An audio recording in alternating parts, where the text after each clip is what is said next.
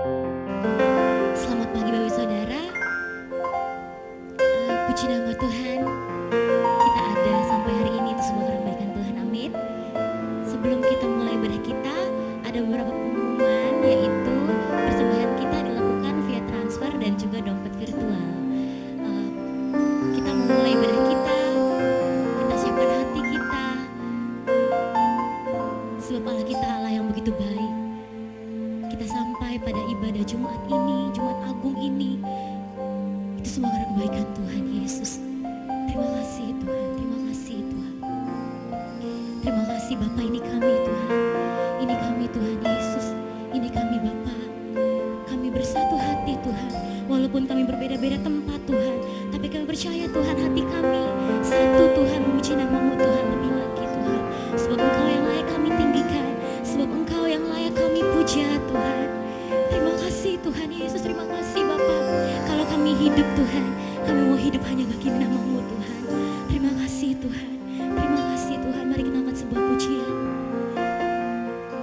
Haleluya, haleluya.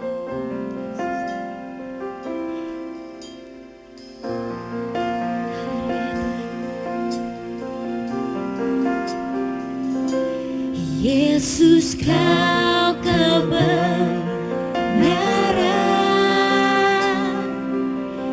yang menyelamatkanku. Kau memberikanku hidup dan pengharapan.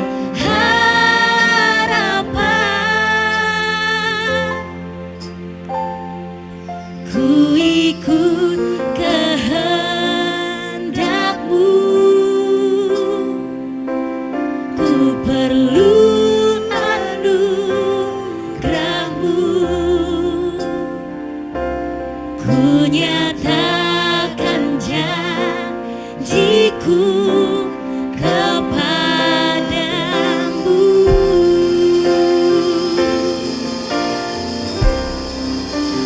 Kalau ku hidup bagi-Mu, hatiku tetap menyembah.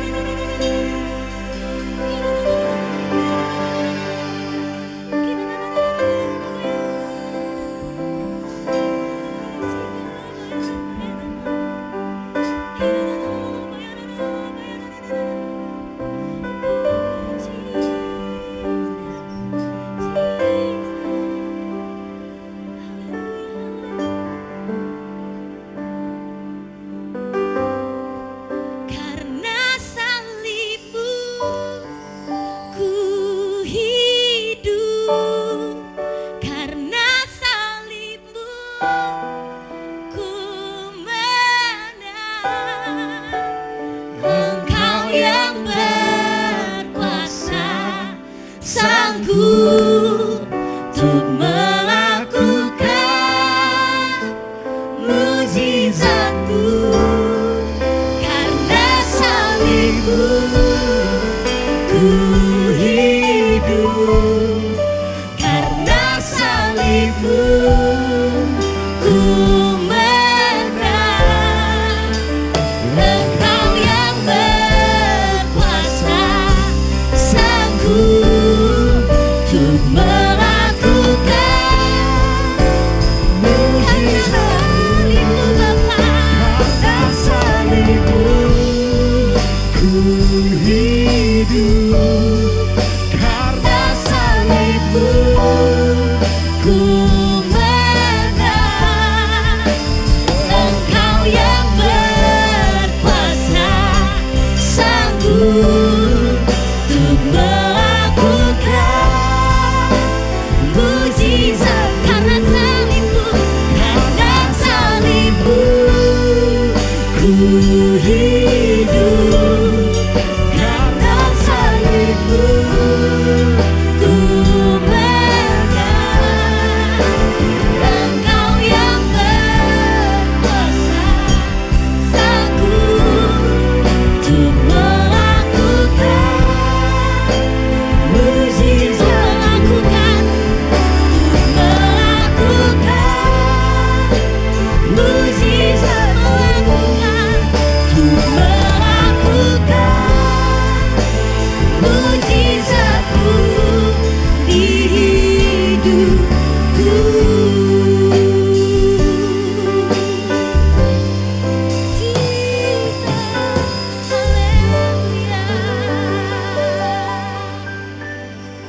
Terima kasih Tuhan, terima kasih Bapak. Haleluya Tuhan, haleluya, amin.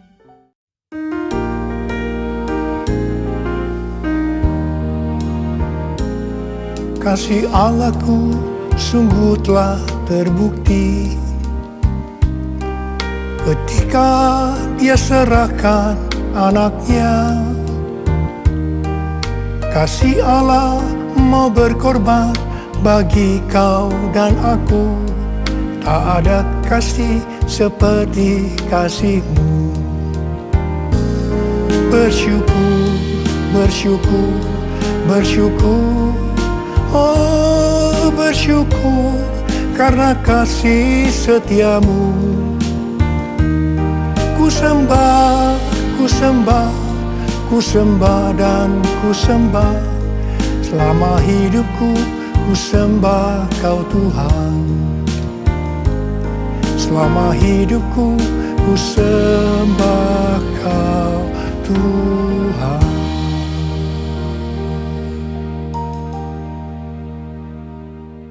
Hari ini adalah Jumat Agung, di mana kita memperingati kematian Tuhan Yesus. Kita akan merenungkan kembali kasih Tuhan Yesus yang luar biasa yang diberikan kepada kita semua. Saya mau mengatakan sesuatu kepada saudara, bahwa apapun yang kita alami hari-hari ini dalam pandemi COVID-19 dan krisis ekonomi, kita harus tahu bahwa Tuhan Yesus sangat-sangat mengasihi kita semua.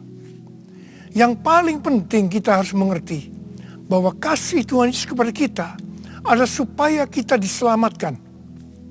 Jadi melalui segala peristiwa ini, kita harus ingat seperti yang terdapat dalam Roma 8 ayat 28 yang berkata, kita tahu sekarang bahwa Allah turut bekerja dalam segala sesuatu, baik enak maupun tidak enak, untuk mendatangkan kebaikan bagi mereka yang mengasihi Dia.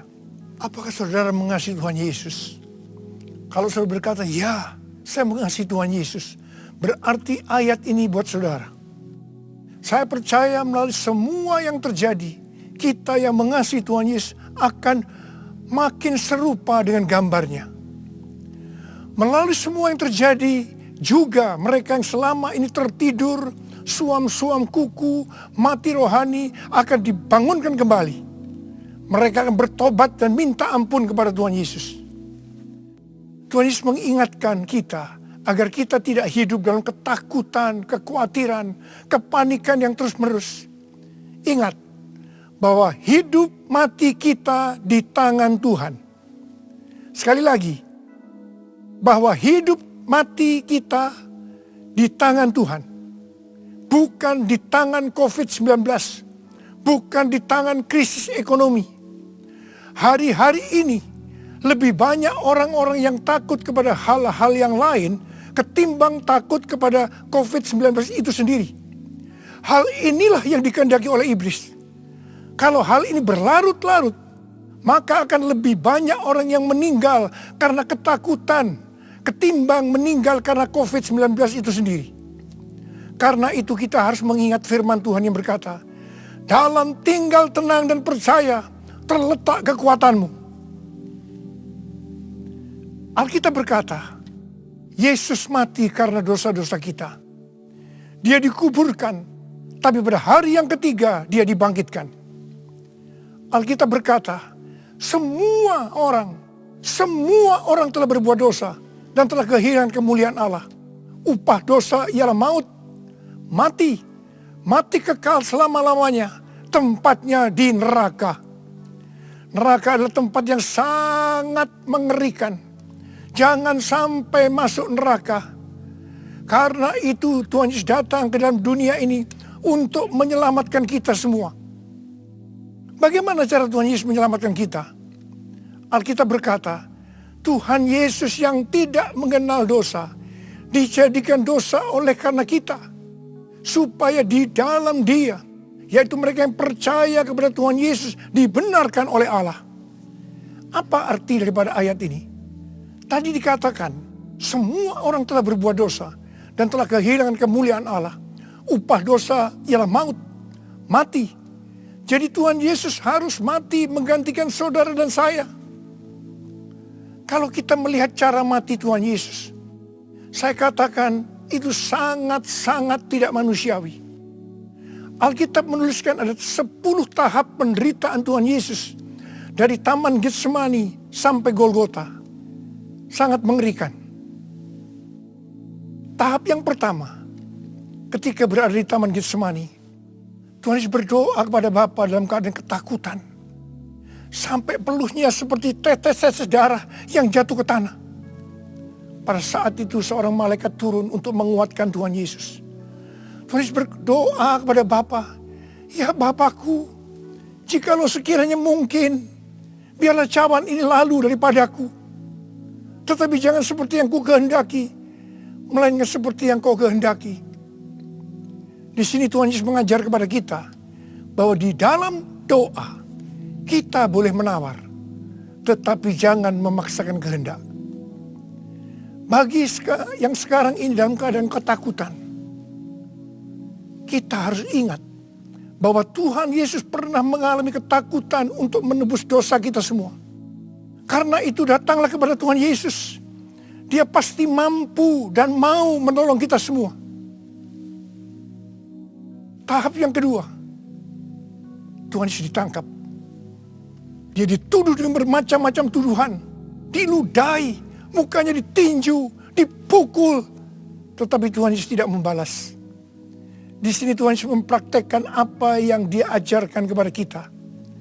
Agar kita mengasihi dan berdoa bagi orang-orang yang membenci kita. Yang mengutuk kita. Yang mencaci maki kita. Tuhan Yesus berkata, jikalau kita hanya mengasihi orang-orang yang mengasihi kita, apa jasa kita? Karena orang-orang berdosa pun juga mengasihi orang-orang yang mengasihi mereka. Tahap yang ketiga, Tuhan Yesus dibelenggu dan diadili. Waktu Tuhan Yesus diadili oleh Pilatus, ternyata tidak didapati kesalahan yang membuat Tuhan Yesus harus dihukum mati.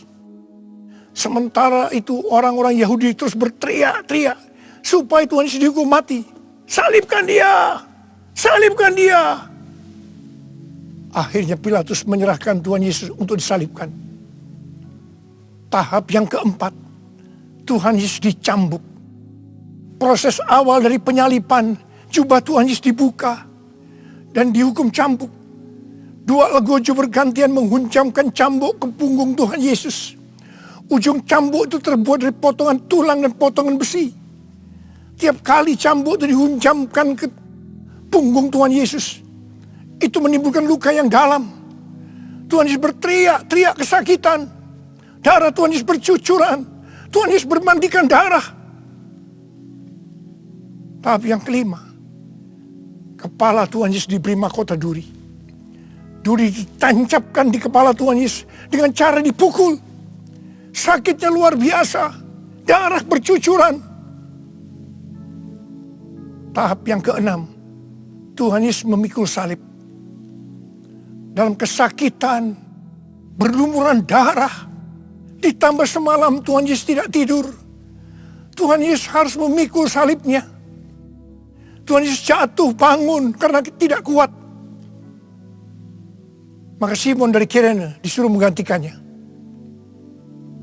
Tahap yang ketujuh, tangan dan kaki Tuhan Yesus dipaku. Sakitnya luar biasa. Darah bercucuran. Tahap yang kedelapan, Tuhan Yesus digantung di atas kayu salib. Pada saat itu Tuhan Yesus menderita secara lahir maupun batin. Secara lahir dia merasakan sakit yang luar biasa di sekujur tubuhnya. Dan juga merasa karena ada cairan yang menekan jantungnya. Secara batin Tuhan Yesus menderita karena Tuhan Yesus melihat semua orang yang lalu lalang menghujat dia. Ahli Taurat, tua-tua, imam-imam menghujat Tuhan Yesus. Bahkan salah satu penjahat di sebelahnya juga ikut menghujat. Tahap yang kesembilan, Tuhan Yesus merasa ditinggalkan oleh Bapa. Sekitar jam 12 siang sampai jam 3 petang, tiba-tiba langit di sekitar Golgota menjadi gelap. Tuhan Yesus gelisah. Dan terus Yesus berteriak, Eli, Eli, lama sabachthani. Allahku, Allahku, mengapa engkau meninggalkan aku? Tuhan Yesus merasa ditinggalkan oleh Bapa. Orang yang berdosa pada hakikatnya dipisahkan dari Bapa. Jadi untuk menebus dosa dari orang yang berdosa, maka Tuhan Yesus harus merasakan ditinggalkan oleh Bapa, dipisahkan dari Bapa. Saya percaya ini adalah puncak penderitaan Tuhan Yesus. Penderitaan lainnya tidak ada artinya dibandingkan merasa ditinggalkan oleh Bapa. Bagi saya, kalau saya tidak bisa merasakan hadirat Tuhan, itu adalah hal yang paling berat dalam hidup saya. Karena itu, saya setiap hari selalu menjaga langkah-langkah dalam hidup saya, agar saya terus mengalami hadirat Tuhan. Kalau ada dosa, harus cepat diselesaikan, supaya terus merasakan hadirat Tuhan. Saya berharap saudara juga melakukan hal yang seperti itu.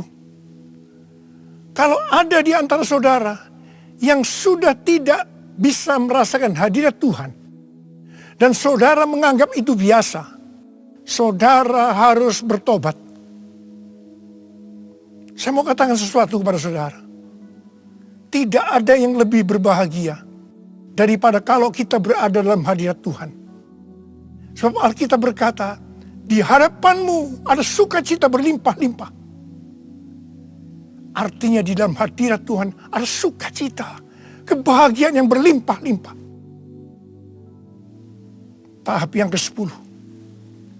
Tuhan Yesus berkata, sudah selesai. It is finished. Ya Bapakku, ke dalam tanganmu kuserahkan nyawaku.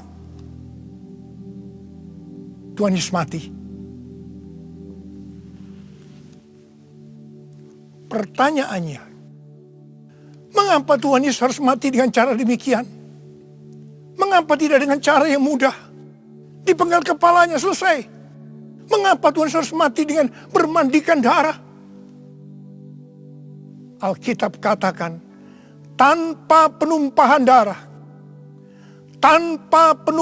darah, tidak ada pengampunan dosa. Untuk mengampuni dosa saudara, dan dosa saya, Tuhan Yesus harus mati dengan cara demikian. Selain itu, apalagi yang Alkitab katakan dengan cara mati Tuhan Yesus yang seperti itu? Yang pertama, penyakit kitalah yang ditanggungnya. Yang kedua, penderitaan kita yang dipikulnya. Yang ketiga, oleh bilur-bilurnya kita disembuhkan. Tak terukur kasih-Mu Yesus, Kau telah mati gantikan diriku. Kau curahkan darah-Mu untuk tebus dosaku. Layaklah Kau Tuhan dipuji dan disembah dengan segenap hatiku. Layaklah Kau Tuhan dipuji dan disembah dengan segenap jiwa ragaku. Dengan segenap jiwa ragaku. Dengan segenap jiwa ragaku.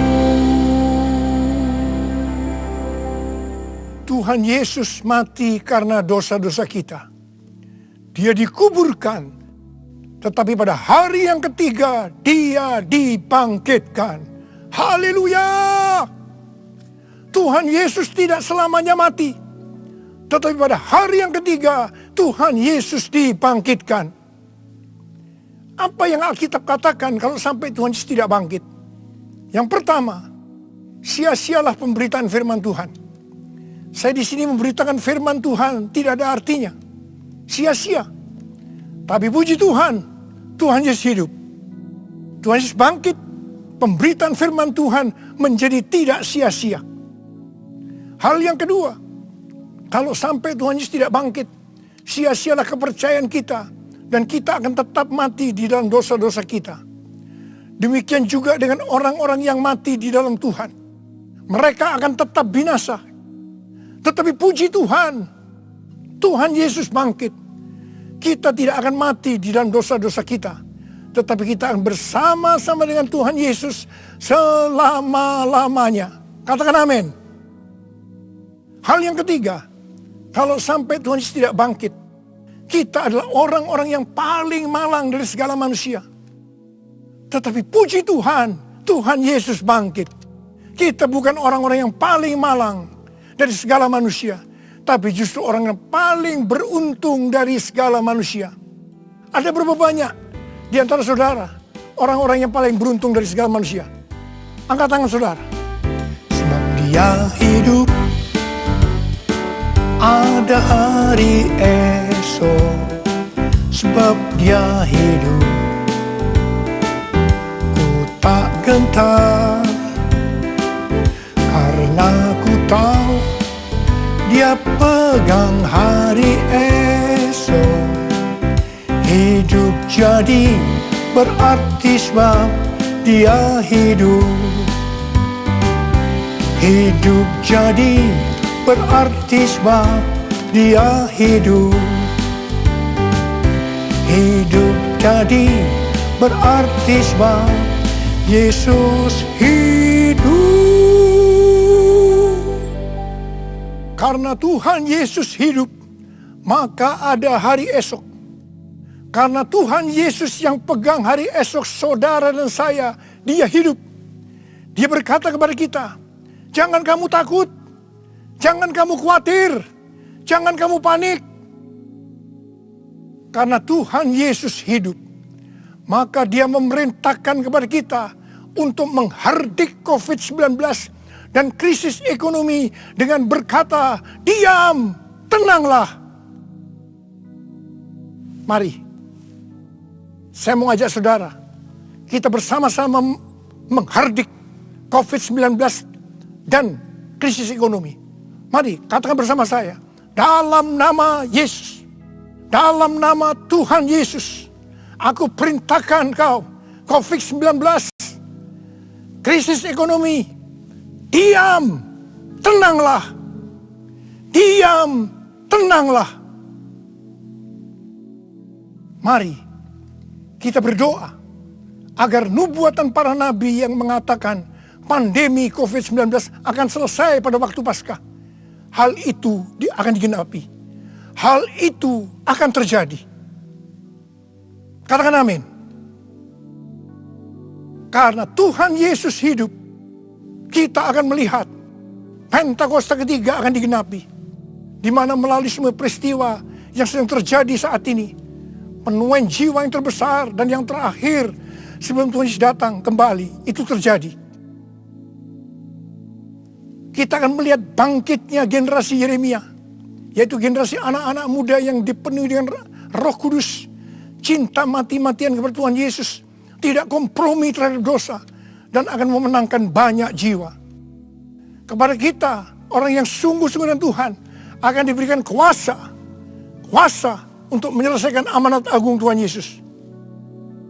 Karena Tuhan Yesus hidup, maka mujizat-mujizat yang dilakukan oleh Tuhan Yesus masih ada sampai dengan hari ini.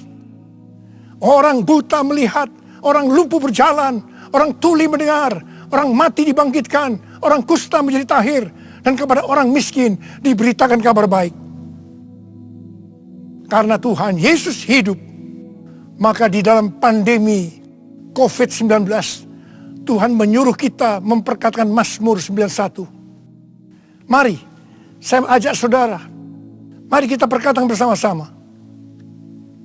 1, 2, 3. Orang yang duduk dalam lindungan yang maha tinggi dan bermalam dalam naungan yang maha kuasa akan berkata kepada Tuhan, tempat perlindunganku dan kubu pertahananku, Allahku yang kupercayai. Sungguh dialah yang akan melepaskan engkau dari jerat penangkap burung, dari penyakit sampar yang busuk. Dengan kepaknya ia akan mendudungi engkau. Di bawah sayapnya engkau akan berlindung. Kesetiaannya oleh perisai dan pagar tembok. Engkau tak usah takut terhadap kedahsyatan malam, terhadap panah yang terbang di waktu siang, terhadap penyakit sampar yang berjalan di dalam gelap, terhadap penyakit menular yang mengamuk di waktu petang. Walau 1000 orang rebah di sisimu dan 10.000 di sebelah kananmu, tetapi itu tidak akan menimpamu. Engkau hanya menontonnya dengan matamu sendiri dan melihat pembalasan terhadap orang-orang fasik. Sebab Tuhan adalah tempat perlindunganmu. Yang maha tinggi telah kau buat menjadi tempat perteduhanmu. Malapetaka tidak akan menimpa kamu, dan tulah tidak akan mendekat kepada kemahmu. Sebab malaikat-malaikatnya akan diperintahkannya kepadamu untuk menjaga engkau di segala jalanmu. Mereka akan menatang engkau di atas tangannya, supaya kakimu jangan terantuk pada batu. Singa dan ular tedung engkau langkahi. Engkau akan menginjak anak singa dan ular naga. Sungguh hatinya melekat kepadaku, maka aku akan meluputkannya. Aku akan membentenginya, sebab ia mengenal namaku. Bila ia berseru kepadaku, aku akan menjawab. Aku akan menyertai di dalam kesesakan. Aku akan meluputkannya dan memuliakannya. Dengan panjang umur akan kukenyangkan dia, dan akan kuperlihatkan kepadanya keselamatan daripadaku. Amin. Karena Tuhan Yesus hidup, Tuhan memberikan tema tahun 2020 sebagai tahun dimensi yang baru. Kita harus percaya bahwa setelah pandemi COVID-19 dan krisis ekonomi berlalu, kita akan memasuki dimensi yang baru. Di mana apa yang tidak pernah kita lihat dengan mata, tidak pernah didengar oleh telinga, dan tidak pernah timbul dalam hati, semuanya itu akan diberikan kepada orang-orang yang mengasihi Tuhan Yesus. Oleh karena kemurahan Tuhan, ku ada sampai hari ini. Oleh karena kebaikan Tuhan, janjimu terjadi bagiku. Aku percaya berkat-Mu atasku melimpah. Kebajikan, kemurahan selalu mengikutiku. Ku puji, ku sembah Kau Tuhan. Ku puji, ku sembah Kau Tuhan. Ku puji, ku sembah Kau Yesus. Mari angkat tangan saudara, sembah dia. Oh, sembah, berbahasa roh. Yang sudah berbahasa roh, berbahasa roh. Oh, dia labakan nama ya. Oh, oh Yesus, oh Yesus, Yesus, Yesus. Oh Yesus, Yesus, Yesus, oh Yesus, Yesus. Oh ralabasi karalabalabara. Oh ralabalabara. Iralabalabalabalabalabalabala. Oh rabakana matakara. Iralabalabalabalabala. Oh riralalalalalalala. Oh riralabalabalabalabala. Oh riralabalabala. Oh Yesus, oh Yesus, oh Yesus, Yesus, Yesus, Yesus. Oh Yesus, Yesus, Yesus, Tuhan Yesus, Tuhan Yesus, Tuhan Yesus.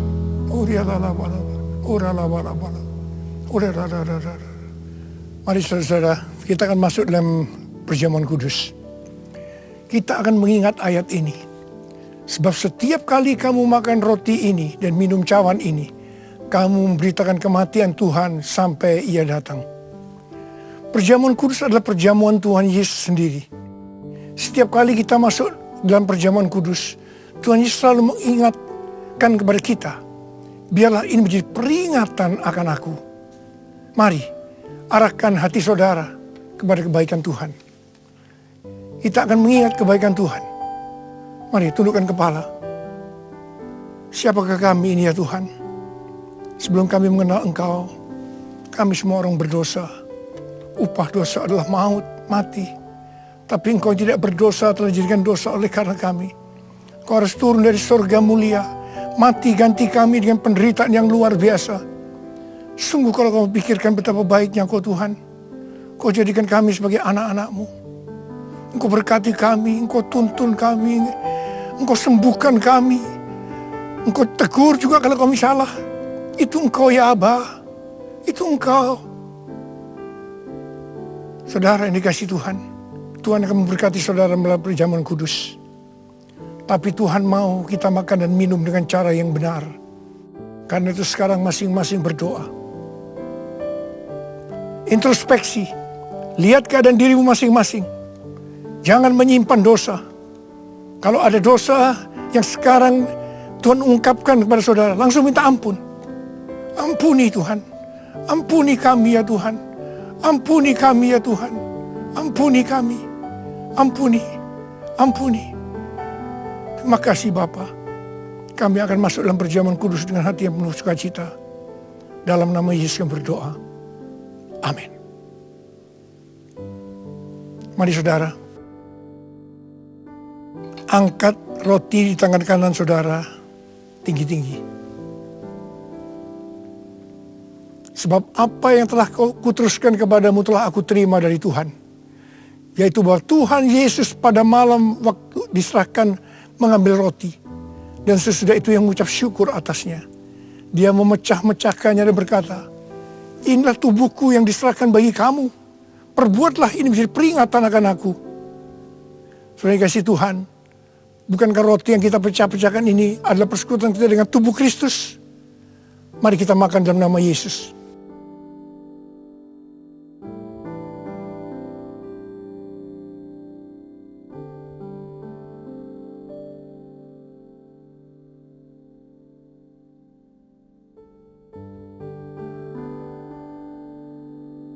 Mari, angkat cawan di tangan kanan kita tinggi-tinggi. Demikian juga yang mengambil cawan sesudah makan lalu berkata, cawan ini adalah perjanjian baru yang dimeteraikan oleh darahku. Perbuatlah ini setiap kali kamu meminumnya menjadi peringatan akan aku.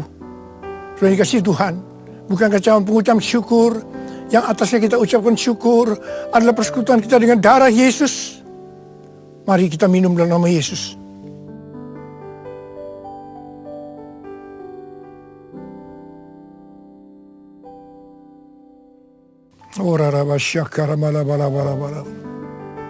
Mari, angkat tangan saudara.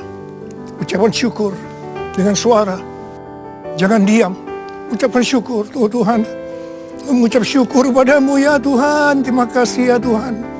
Buat kebaikan Tuhan, buat kebaikan Tuhan. Terima kasih, terima kasih. Terima kasih ya Tuhan. Oh terima kasih. Mari nyanyikan lagu ini. Terima kasih Yesusku, terima kasih Yesusku. Puji syukur hanya bagi Tuhanku. Terima kasih Yesusku, terima kasih Yesusku. Puji syukur hanya bagi Tuhanku. Puji syukur hanya bagi Tuhanku. Puji syukur hanya bagi Tuhanku.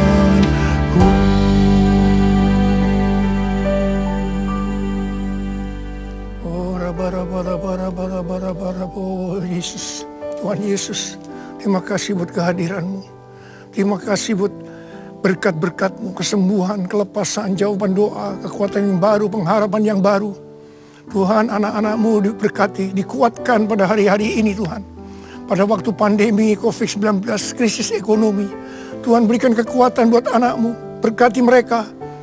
Hamba sekarang memintakan kepadamu, mereka mungkin ada yang dalam keadaan ketakutan, kebingungan, tidak tahu apa yang diperbuat. Mereka khawatir, dalam nama Yesus, biarlah damai sejahtera Tuhan turun atasmu saat ini. Ya Tuhan, bagi yang sakit Tuhan, dalam nama Yesus, sembuh dalam nama Yesus. Sembuh dalam nama Yesus. COVID-19 aku perintahkan kau pergi dalam nama Yesus. Dalam nama Yesus. Sembuh dalam nama Yesus. Bapa, berkatilah anak-anak-Mu yang saat ini mereka berada di rumah-rumah. Hamba-Mu tahu ini semua adalah rencana-Mu untuk kami lebih sungguh-sungguh dengan Tuhan. Kami lebih sungguh-sungguh dengan keluarga ya Tuhan. Terima kasih Bapa, terima kasih. Terima kasih. Semuanya akan selesai. Semua akan selesai. Dan anak-anak-Mu akan meningkat. Iman mereka, kerohanian mereka. Mereka menjadi serupa dengan gambar Tuhan Yesus. Dan mereka semua akan dipakai oleh Tuhan untuk memenangkan banyak jiwa. Kami sedang memasuki Pentakosta yang ketiga ya Tuhan. Berkati anak-anak-Mu semuanya. Berkati anak-anak-Mu. Engkau cukupkan, malah berikan mereka hidup yang berkelimpahan di tengah-tengah resesi ekonomi saat ini. Berkat-Mu melimpah. Terima berkat Tuhan. Terima, terima, terima. Dalam nama Yesus. Amin. Puji nama Tuhan, kita telah mengakhiri ibadah kita. Mari kita siapkan hati kita. Kiranya Kau memberkati aku berlimpah-limpah dan memperluas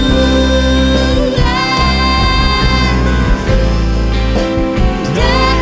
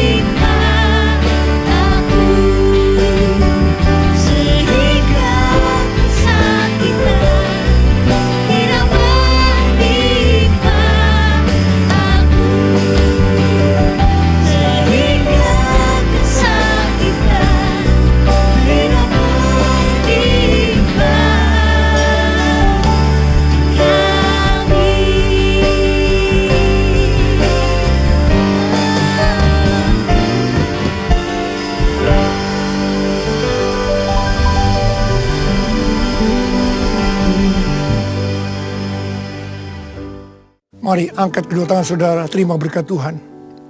Kasih karunia yang berlimpah-limpah daripada Allah Bapa di dalam Anak yang tunggal Yesus Kristus.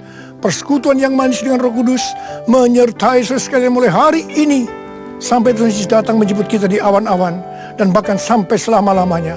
Yang percaya bersama-sama katakan amin.